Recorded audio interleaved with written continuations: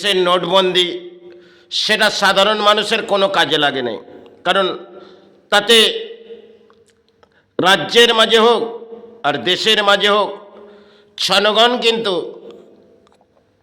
তারা ঢল নেবেছেন, কারণ অর্থ চাই। আর একটি করোনাকাল সেটা হয়তো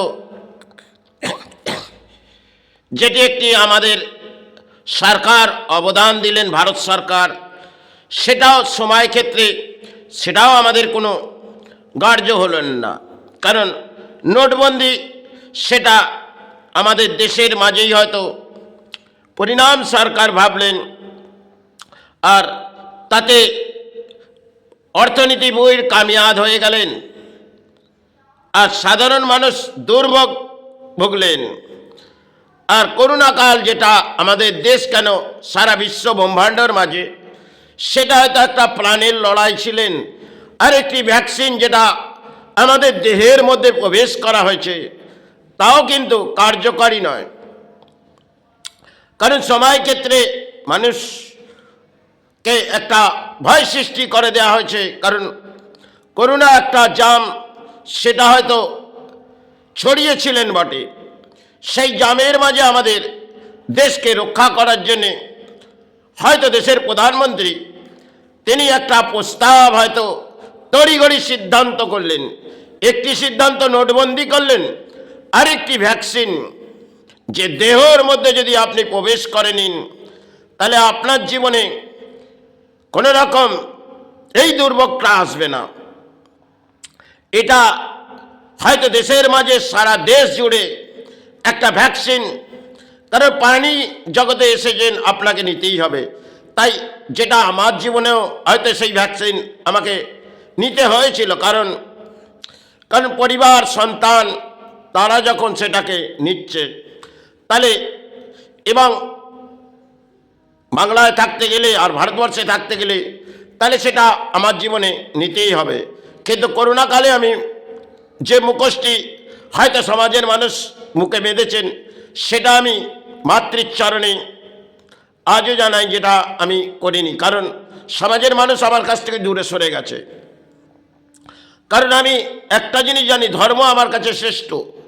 তাতে যদি গ্রহ নক্ষত্র খারাপের পজিশনে যদি মৃত্যু ঘটে তাহলে ওনার খেলা আছে, তাই ওই খেলার মাঝে আমার যদি মৃত্যু ঘটে সেটা আমাকে পথে গিয়ে দেখতে হবে। তাই করোনাকালে আমি প্রশাসনে ডোমজুর অঞ্চল প্রশাসনকে যখন একটি চিঠি লিখলাম, সেটা করোনাকালের আগে কি পরে জানি না, তা করোনাকালে একটি প্রস্তাব হয়তো এই সমাজে তুললাম, সেটাও হয়তো জীবনে করণীয় কাজ ছিল ধর্মের প্রচারের পর, কিন্তু সমাজের যে উদ্বাদ সেটা হয়তো করোনাকালে আমি দেখেছি বহু লক্ষ লক্ষ কোটি কোটি মানুষ নিজে নিজে বসস্থানে, আর আমি পথের মাঝে যাচ্ছি,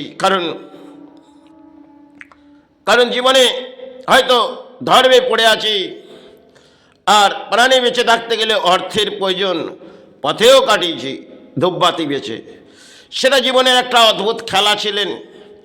আর করোনাকাল এটা জীবনে অদ্ভুত কিছু দেখেছি, যা প্রকৃতিতে মানুষ সে সমস্ত দুর্ভোগ ভোগ করেছে। হয়তো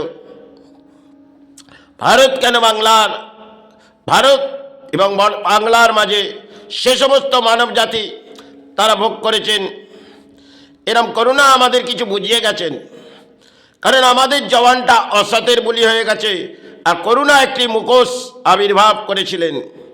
এটা সময় ক্ষেত্রে, কারণ গ্রহ নক্ষত্র হয়তো খারাপ পজিশন এসেছিলেন, আর যাই হোক এটা একটা কোনো দেশের ঘটনা ঘটেছিলেন, সেটা সারা বিশ্বের মাঝে এক তোলপাড় হয়েছিলেন। আর দুটি সিদ্ধান্ত আমাদের দেশের মাঝে, একটি হচ্ছে নোটবন্দি, সেটি সাধারণ মানুষের কোনো কার্যকারী হয়নি, কারণ অর্থনীতিবিদ তারা কামিয়াব হয়েছে। আর যেটি একটি ভ্যাকসিন, সেটি যে আমাদের দেহের মধ্যে প্রবেশ করা হয়েছে সেটাও কিন্তু কার্যকারী নয়, কারণ হয়তো এটা ব্যাখ্যা করা আমার যায় না। কিন্তু যে পরিস্থিতি হয়তো দেখবেন যে করোনার ভ্যাকসিনগুলো নিয়ে কারো কারো জীবনে দুর্ভোগও আসবে, কারণ এইগুলোর মধ্যে সেই ভ্যাকসিনগুলো আমাদের দেহর মধ্যে দেওয়া হয়েছে। বহু সময় হয়তো এই ভ্যাকসিন নেবার পর হয়তো আমার দেহর মধ্যে বড় কষ্ট হয়েছিল, কারণ একটা হাত যেন ব্লক হয়ে যাচ্ছেন। সেটা আজ হয়তো সেটা কষ্ট কিছুটা হলেও যেন পেয়ে যাচ্ছি। এটা জীবনে সে সময় হয়তো 4 থেকে 5 মাস সে নেবার পর বড় কষ্ট হয়েছিলেন, আর আজ সেই হাতের অঙ্গে যেন কষ্ট হচ্ছে। তাই এই দেশের যা পরিস্থিতি, তাতে রাজ্য কিংবা দেশ, সমাজের মানুষ উত্তাল হয়ে উঠেছে। তাই ভূমির খেলা আমাদের কিছু করুণা দেখিয়ে দিয়েছেন।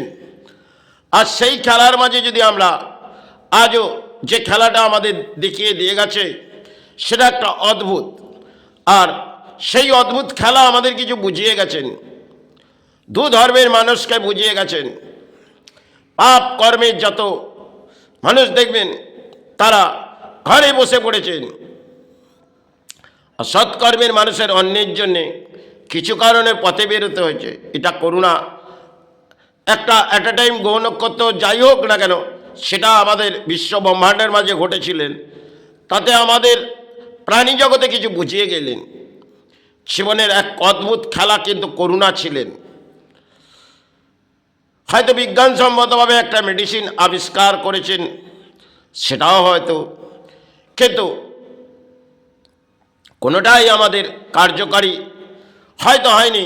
সাধারণ মানুষের জন্য নোটবন্দি সেটা কার্যকারী নয়, কারণ অর্থনীতিবিদ তাদের জন্যে কিছু কামিয়াদ হয়েছে। আর যে ভ্যাকসিনগুলো আমাদের দেশের মাঝে প্রাণীকে দেওয়া হয়েছে তাতে কতটা সফল আমাদের দেশ হয়েছে তা আমি জানি না, কারণ এটা একটা খেলা ছিল, সেই খেলার মাঝে আমরা যুক্ত হয়েছিলাম, এটাই হবে। তাই যাই হোক, এখানে কাউকে আমি দোষারোপ করতে চাইছি না।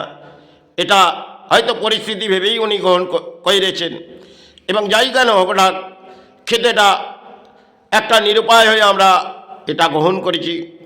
কিন্তু তাতে কিছু কিছু মানুষের দেখবেন তার দুর্ভোগ তাকে ভোগ করতেই হবে। এগুলো প্রাণী জগতে হয়তো দেয়া হয়েছে, তাতে দুর্ভোগ আসতে পারে।